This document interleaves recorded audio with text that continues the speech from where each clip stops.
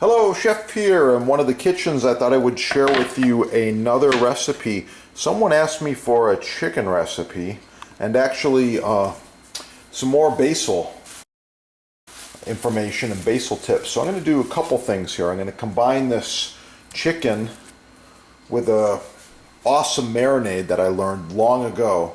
First, I'm going to show you a couple of butcher tricks.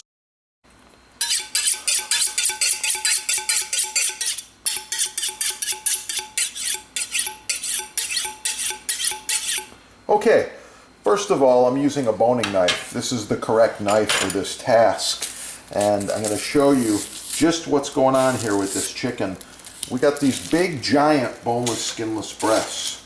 They're Purdue, but you still got to watch what you're buying here. So we got boneless